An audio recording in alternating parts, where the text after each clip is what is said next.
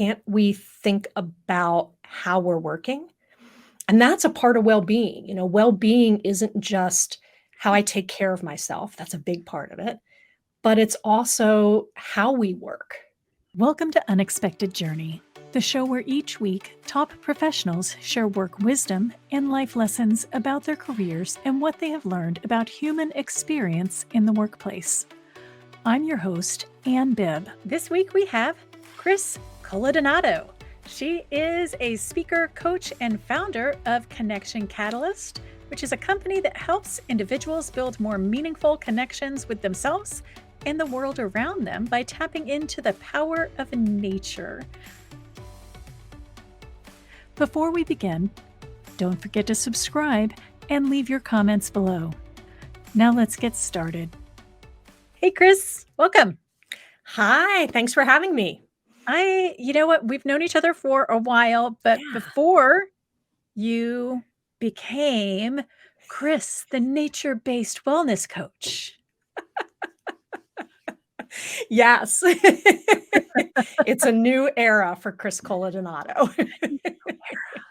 It's like you're like Taylor Swift going on the Eras tour for Chris. Ooh, I like that. Although I don't think I have that much pull to bring people in. I can aspire to be that. I think that we all find out later that we have more impact than we think we do. 100%.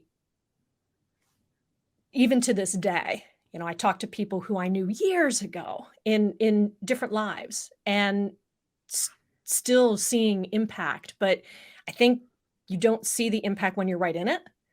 And then the later in life that you get, I think you also start to see, all those little teeny tiny ripples, those actually became bigger waves that made a bigger impact. So it's interesting to reflect back on that in my life. Well, and it's interesting also when it comes back to you and you're like, do you know? And you might not point it out, but in your head, you might be thinking, I actually developed that and it went out into the world and now it's coming back to me. That's wild. It is. And it's interesting even to see in organizations that you've left too, you start to hear about things that you did and the impact they made, and people are talking about them, but not in reference to you. And it's like, yeah, I did that. How cool is that? It's still alive. Really kind of cool. It is. And all of that happened because of your passion. And what is really cool there's so many cool things about you, but one of the things that I find very cool about you is that you kind of found your passion through many, many, many years of, maybe not that many, through many years of working in one corporate organization. Yeah. And then took that to pivot and create your own organization. And so I think that it would be really interesting for people to hear how you did that, especially because of where we are in the world today. So first of all, what is your passion? And then how did you find it in that way? It's a great question. And it's one that I've thought about a lot, especially as I've been making this pivot. So my current passion, because I'm known to have passions that ebb and flow, my current passion is truly helping people tap into the power of nature to connect more deeply with themselves as well as the world around them, whether that's their coworkers, their clients, or even just their family or society as a whole. And if you had asked me, heck, even about a year ago, I would have had no clue. I would not have been able to articulate this. But it starts probably 13, 14 years ago. And it started when I started working for farmers, 2007, something like that. Can't remember exactly. Worked for Farmers Insurance, worked downtown Baltimore. So I was driving to an office every day. And then about a year after I started, they laid the department off that I was supporting. So I was in talent development and I did everything from instructional design to facilitation to strategic work with the group that I was supporting. And they got laid off. And at that moment, there was nobody for me to support in the office. So they offered me to start working remotely. And I had never done that before. It was like 2008. And I didn't know what it meant, but I loved my job. And I said, sure. And in the beginning of that, our organization never really did that. We didn't have people that really worked remotely at that time. So I didn't really know how to do it. And I tried the best that I could. But what I found that I was doing was I was losing sight of boundaries. I no longer had that commute in or that commute back. I had a hard stop at 4 o'clock, so I wouldn't hit the, hour and a half long traffic to get home. I had a, defined beginning. So when I would have to leave to get into the office at the right time. And I lost all of that.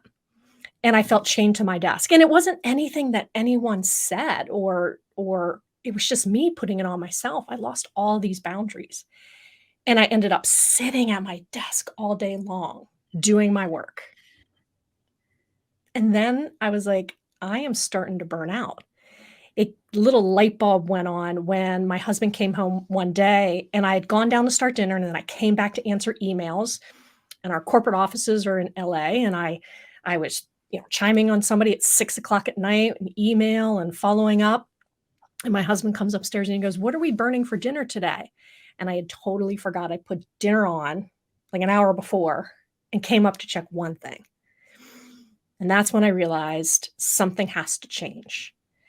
And what started for me was I started taking walks in the morning and in the evening, figuring out those were my new virtual commutes. And as I did that, I started helping other remote employees in our organization at the time try virtual commutes from themselves. And we started having conversations within the organization about how do you really work effectively when you're remote? And as I kept going on these walks, then I would take walking meetings and I would go outside. And I started realizing it wasn't just the fact that I had these, walk for a meeting, walk in the morning, walk in the afternoon, but it was also nature. Something about it made me just calm down. But what it also did is it inspired me. I would go when I'd have a problem to work out, just let me walk around and just a really slow walk, but I do it on a local trail. We're lucky enough to live where there's a ton of local trails. And I found that I would get more ideas. I would find that I'd just lessen my stress and I'd feel calmer and more refreshed when I came back to work. So it was a passion that I didn't even think about until I left my job at Farmers about a year or so ago. And I thought, well, I'll work in the virtual consultancy world because that's, my current passion. It's what I did. I led the future work project for Farmers. And I thought, I'm just going to do that because I like that. I'm passionate about helping people work virtually better. And as I got into it, I was like, this feels more like work than I want it to. And I started going back to what are the things that really make a difference in my life and how can I help others make a difference in their lives? And that's when I went back to a conversation I had with a friend who said, why don't you take people out on nature walks? Why don't you help them understand the benefits, especially now when people are overworked, burned out, stressed from everything that's happening on in this world? Why don't you take them out on walks or talk to them about how they can tap into the power of nature? And that's when a light bulb went on. And here I am, a couple of months into it, and I am loving every minute of it. So it sounds like you're really focused on the employee well-being, the employee experience side, the employee Yes. well-being piece of employee experience. Yeah.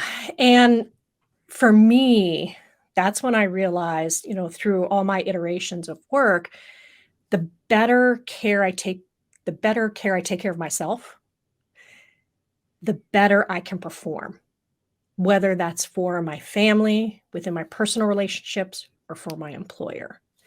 So that employee well-being is a cornerstone for everything that happens into a business, whether that is the experience they give to their internal or external clients, whether it's the productivity they have and how they work as a team member. Think about it. If you are running from meeting to meeting to meeting, or you're really harried or you're stressed out, how are you going to be able to give your best self to your I coworkers? can't. Mm. I'm going from meeting to meeting to meeting. And in Mhm. those meetings, often talking about another meeting, let's be honest. Right. Yeah. And then in that meeting, we're talking about action items. Yeah. And we can't get to those action items because we've got to go to another meeting. Another meeting. And Yes. so we probably have, and this is just on average, we probably have anywhere from 5 to 6 hours of meetings a day Mhm. in corporate. If Mhm. we're lucky, sometimes more. More. And in every single one of those meetings, there is an outcome, action items, a request, which means there's something that you have to do and deliver Mhm. on a follow-up meeting But when do you get time to do that? Because 'Cause you're in after work. meetings. Right. And that is not healthy for the person. It's not healthy for their family, and it's not healthy for the business. Because again, they're sacrificing their well-being. And maybe you can do that for a short sprint. I've been involved in projects where you just have to get some things done. Yeah, But suck it up, buttercup. We have to get it done. This is just for like a week or 2, but then it's that's done. different. But when it's for a long sustained period, nobody can keep that up. This is And then now our everybody new suffers. normal. Yeah. And why? Can't we think about how we're working? And that's a part of well-being. Well-being isn't just how I take care of myself. That's a big part of it. But it's also how we work. Meeting, meeting, meeting, meeting, meeting. When do you do the work? After work. Okay, well, then when does that person get to rest? So, can we think about how we work? Do we need all those meetings? Can we work differently? Can we look at workloads? Can we look at the type of work people are doing? Is that the right fit for them? And can we look at how they structure their day, how they actually work, how they take care of themselves? Are they actually taking breaks? How, or is there even technology that can be utilized to reduce that digital overwhelm and that technology stress that is really impacting? I Yeah. mean, there was so much that was developed during the pandemic that was Mhm. well intended, and Yes. it was supposed to help make people's lives work easier, to connect with people, to connect with coworkers, to connect with customers, to Mhm. increase productivity, be able to help us see each other's Yep. faces, which, you know what, I've worked for nearly 30 years remotely, and I have not worn this much makeup since, before the pandemic started. It's wild, but that's okay. Like, my skin is not happy. Totally different conversation. Anyways, That's going for back. another podcast, That's another another time. another show. Going back to technology. Yeah. Is there one that helps with the digital overload versus, hurting it? Yeah, and I think so I don't think there's a magic bullet. What I think there is, similar to a lot of other things, is how do we instill those guidelines and best practices so Mm. that we don't feel overwhelmed? So, is it a matter of being really conscious of the channels that we create and the channels that we use? So, if we're in a Teams environment, do we need a channel for everything? what goes public, what goes private, and how are we responding to messages? Think about it when you put a message into Slack or Teams or WebEx chat. Is it something that needs to be answered immediately? Do you have notifications turned on, or is it something that can wait? So, really thinking critically about how we're using the tools and helping people understand when to use what tool. So, does it always need to be a video meeting? There is such a thing as just a phone call. Oh my gosh, what? I know. I know it's hard to remember those days. You could just pick up the phone. But even whenever it is a group meeting, you don't have to be on camera. No. No, Like, you it's do not not. a requirement. Mm-mm. It's not a requirement. And how many times have you been in a meeting and people are either on camera or off, but yet you know they're working on other things, whether you can see them going like this? Oh, yes, me. So that's a piece of it too. You don't have to be on camera, but you do have to be in the meeting, which means letting go of everything else. So again, it's not that the technology is bad, but we don't have to, one, use all the technology, and two, we just have to use it the right way. Oh, now, is that a situation of technology or just poor meeting planning and overloading? And, I like, think it's why honestly would that person be multitasking if they really were needed in that meeting, or if the meeting were only 15 minutes to just exactly. get shit done and then get on with their lives? It's not the technology's fault. It's the way we're using the technology, and or it's the culture that we have, which means you're in a back to back to back meeting. When are you going to get work done? Oh, during the meeting, because you don't want to stay later. Or it's we're having an hour-long meeting when, to your point, it only needs to be 15 minutes. And oh, by the way, when you have back to back to back to back meetings, when do those people actually get up and go to the bathroom, get something to eat, Oh, and they're not allowed. stand up and stretch?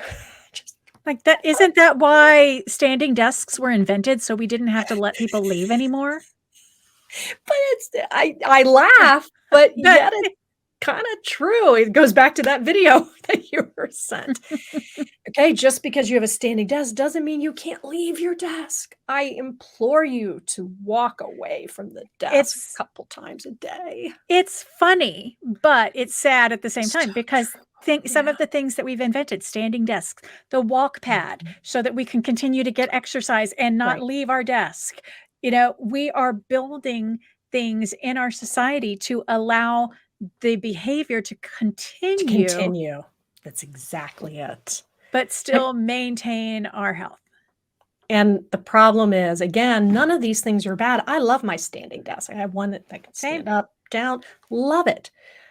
But it's how I use it. So as we bring in these tools, and during the pandemic, we were just, let's throw every tool out there. And yes, we needed it to survive because there was a lot of companies that they had never done this before. But yet we're still using those bad behaviors. We're not questioning how should we really be using it? And we're not looking at, oh, all those meetings. Oh, that might be causing some of the burnout, some of the turnover. People are leaving because they don't have time to think and do their job because they're in meetings all day long. You were actually not over just the future of work strategy Mhm, at Farmers. You led the hybrid team. mhm, And so, one of the things I find very interesting is that when people are talking about hybrid, that word in and of itself is just very ever changing in its definition. In fact, when Sasha Connor was on, we had this whole conversation about, is it location?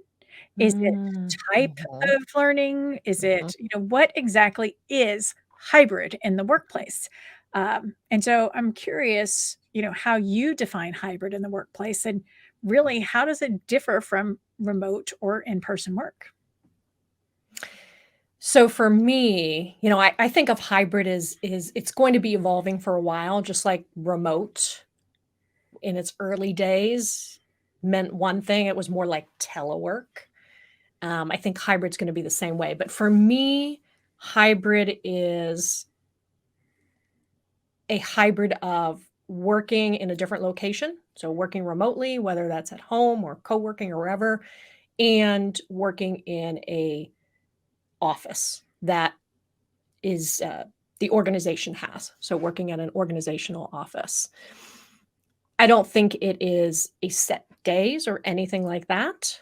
I think it is simply I choose to blend my worlds and I work sometime in a remote location and sometime in a office location. So by that definition, that does mean that you would have to be within a certain area of a specific office. Yes, unless hybrid could mean I go into one of our major hubs every couple of months and spend a Hmm. week there. That could be too. So I might live in Maryland, but yet our hub is in Columbus, Ohio. And I go and spend a week there on a regular basis. And that's the other thing. To me, hybrid is a regular basis. So you are regularly going between, whether regularly means once a month or once a quarter, it is a reoccurring regular theme. Doesn't mean it has to be the same week to week. It's just regular. But I think for somebody who truly desires a hybrid environment, meaning they do their best work when they have a little bit of time away from the office and a little bit of time in the office, because that's what they like and enjoy, then I think they are living closer to an office where they could commute in on a regular basis. How do you think that the pandemic impacted that shift towards hybrid? Oof. And you know what? I'm just going to leave the question there then. Like I had a second part to the question, but let's just stop there. I'll ask the other part in just a second. Oh, now I can't stop thinking about what the other part is. Okay. Wow. Eh, I felt before the pandemic, it was either office or work from home, and not even there wasn't a lot of conversation about remote because remote doesn't equal work from home. So you had a lot of people who were either working from home or they were working in the office. There was like these two camps. And then you had some that were the true digital nomads and working in many different locations, so truly remote. When the pandemic hit, then the pendulum swung all the way over to remote, but it was forced remote. It was forced work from home because we were all in a lockdown situation. And that's when people started going, oh, I never thought I was 100% office. And now I'm like, oh, now I can do this. I like this. And then as restrictions started easing up, then I think you had some people who were like, but I like going into the office once in a while. I like getting out of I do too. I don't work from my house every single day. I go to a library, I go to a co-working space, or I'll work out of a cafe on a regular basis because I need that hum. I need to hear that noise. I need other people around me, even if they have nothing to do with me. I just like to feel that energy. And I think you had a lot of people who are like, oh, now that's not taking into consideration the organizations that are mandating and thinking that you need to be in person in order to effectively work. That's a whole nother conversation. But I think you have a lot of people realizing, okay, I don't want to be home the entire time. What are my options? And I like being able to blend those things so I can get out of my house and I don't have to be here day in and day out. So removing that forced return to work Yeah. conversation from this. That's a completely different situation than To me, true hybrid is a choice. I choose to work in multiple locations, and one of those locations is my office.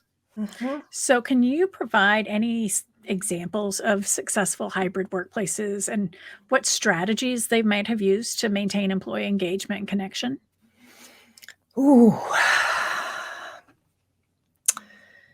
I think that we're still I think there are a few examples, putting me on the spot, I'm trying to think. But I think we're still in the beginning stages of true hybrid, Mm. where we're still seeing a lot of remote or office. And by that, I mean, we're seeing a lot of events that are either office first or remote first. It's really hard to blend the two. It's really hard to have a truly good hybrid event. It is hard. And I will be the first to admit, I've been a virtual facilitator for a very, very long time. And even I have trouble facilitating a hybrid event. So I I won't think do it. I'm in person it's or or yeah, or remote. I won't do hybrid. It's it just too is difficult. it's too difficult. No matter how many co-facilitators and co-producers you have and advocates in the other, it's there's just a complexity there. But I think that the organizations that really focus on how they work, and again, having that infrastructure for the connections that they're making are not location dependent. So a lot of those companies are truly remote companies that do come together from time to time. Now, I know that farmers who I worked for before was starting to get really good at trying to understand, okay, what really needed to get done in the office? And are there opportunities to bring people together in the office? But then there's always the wrinkle of, but what if somebody is too far away to come into the office? So as I was leaving, those were some of the things that they were wrestling with. And I don't know if those are things that they've overcome or solved for yet. I think it goes back to how can we ensure that everyone is included? And if that means that the event that we thought we could do in the office has to be done virtually, then that's the way it is. So think about it this way, meetups. You know, a meetup can be done as a virtual networking event on Zoom or WebEx, or it could be done in person if the bulk of the group is in person. But I think it's being really mindful of that and ensuring that people have those opportunities to connect. So whether that is at the start of your team meeting, whether it's in person or virtual, you have an opportunity to just connect as people and have snippets of conversation, just like you would if you were walking into the walking in from the hallway into a meeting and you're chit-chatting. Same is true. You need to give people those opportunities. So I think the best organizations that are going to get really good at it are thinking that way. And when they have a situation where everyone is not included, then they either double down and they do one in person and they do one virtual, or they shift it to the way that everybody can be included, which usually means all virtual. Not sure if that answered your question or not. Well, it kind of did. But along those lines of the team members Mhm. and uh,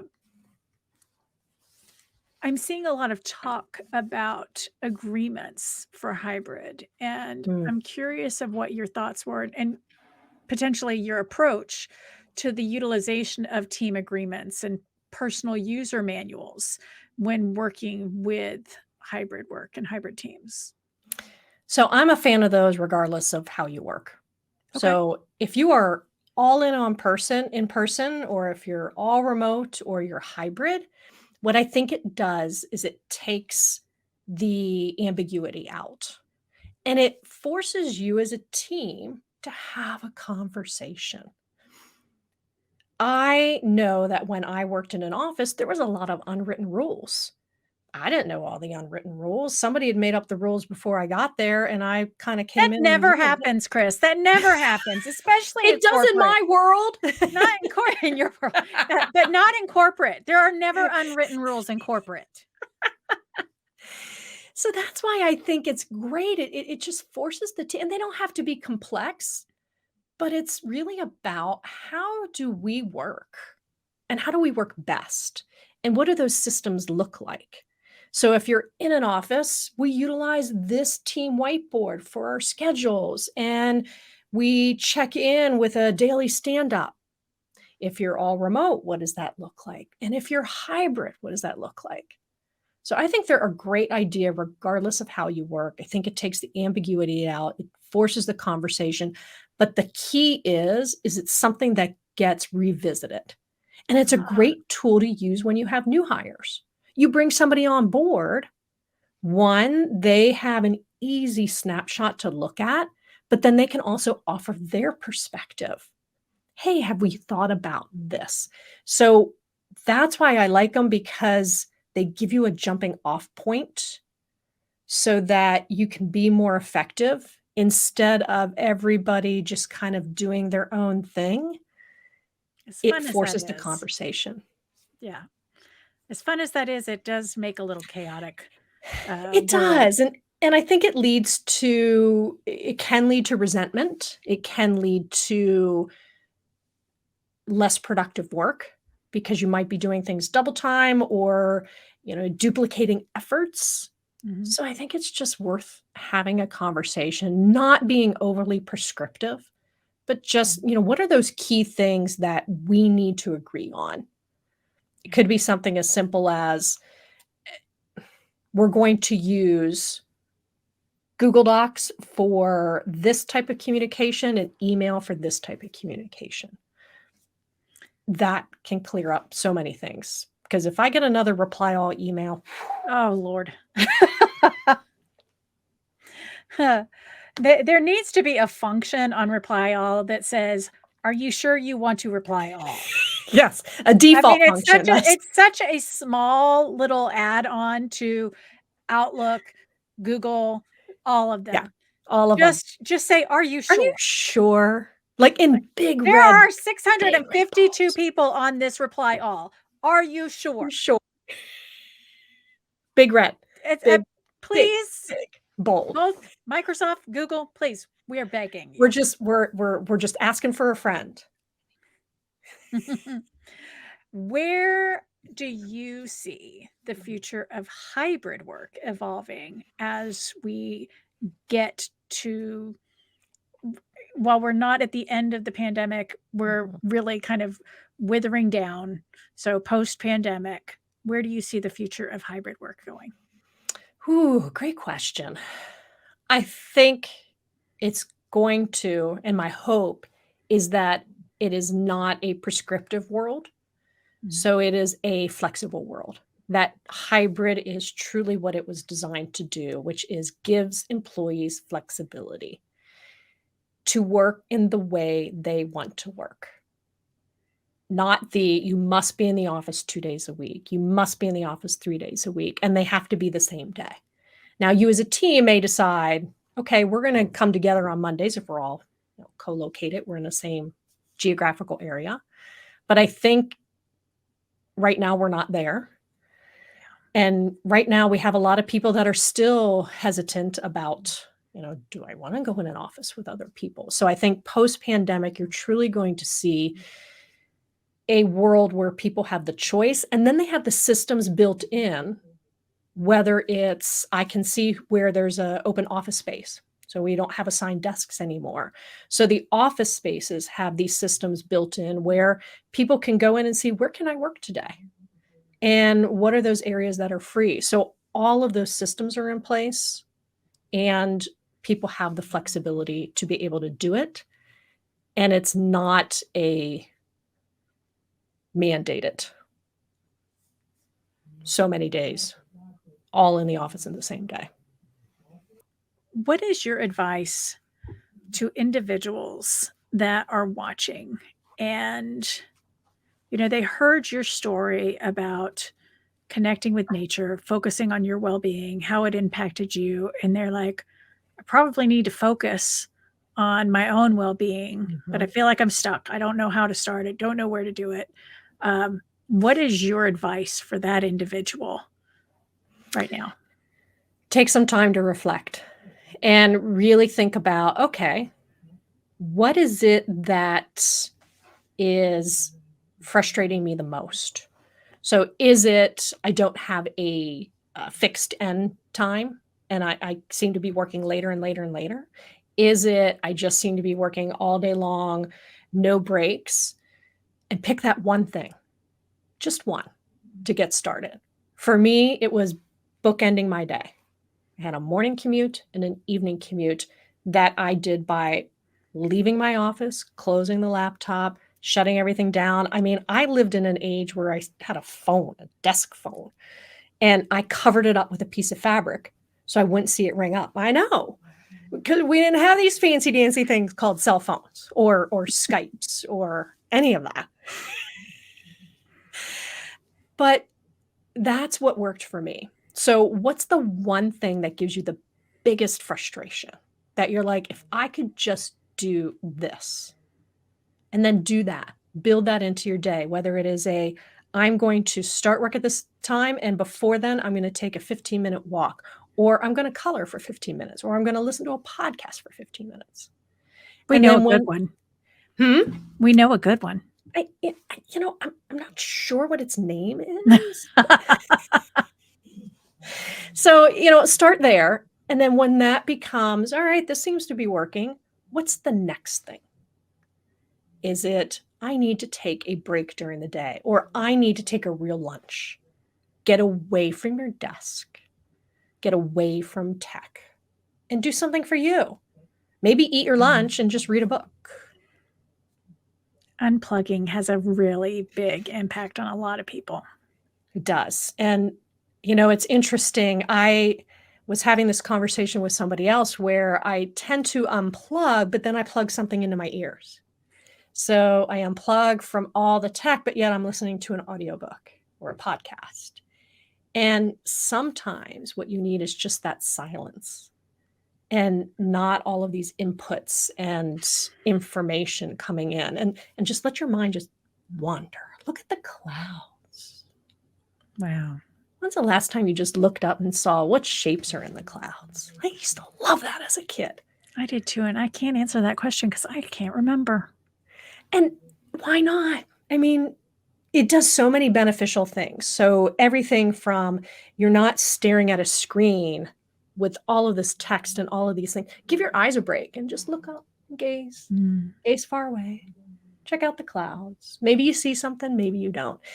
But it's finding that one thing and then finding that one thing that works for you. Maybe for you, a virtual commute is not the answer. Maybe for you, it is listening to a podcast. Maybe for you, it's closing the door or keeping the door closed before you leave your office for the day so you have some you time. Or maybe it's running outside of your house because you don't have a dedicated home office and getting away from everybody before you spend family time. So there's no one right answer, but the thing is to find the thing that's frustrating the most and just try one thing, even if it's for 5 minutes. I held up both hands, so maybe it's 10 minutes. Nobody was counting. I can't count, it seems like. Yeah, just start with one thing. Or 10. Or 10. So, Chris, why would somebody reach out to you, and how would they reach out to you? So if you're somebody who says, yeah, I kind of see what you're saying. I know I need to figure out how I can unplug so I can lower my stress and anxiety a little bit, but I'm not quite sure how to do it. That's when you'd reach out to me. I offer nature walks, both virtual and in person for individuals and groups and teams. But I also come in and speak to organizations about how they can disconnect to reconnect, how they can use nature, whether that is taking time to look at the clouds. I keep staring at the clouds because we have some really big puffy ones out there today, to how maybe you can bring plants in and how that helps you. There's a lot of science that's becoming more and more well known and well researched about the benefits of nature and the things that you can do to take advantage of those benefits.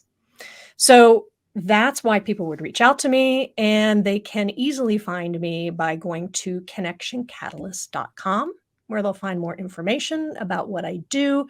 And then if you're hanging out on Instagram or on LinkedIn, you can find me at the Connection Catalysts. I post in both of those locations. And all of those links are below for those of you watching on YouTube. And if you're listening, well, I'm glad that she actually said where to go. So, Chris, thank you so much for joining us. Always enjoy our conversations. Had a blast. And for everybody who joined us this week, thank you so much. And we will see you again next week. As we wrap up the episode, we would like to take this time to thank you for joining us this week on Unexpected Journey. Our guest information will be linked in the episode description, along with a link to our host website, annbib.com, and our sponsors' websites, remoteevolution.com, ethossupport.com, and yourcohort.co. Please don't forget to like, subscribe, and share on your favorite podcast app and on our YouTube channel so that you never miss an episode and we can continue to bring them to you. Let us know your thoughts on what we discussed in the comment section. And once again, thanks for joining us.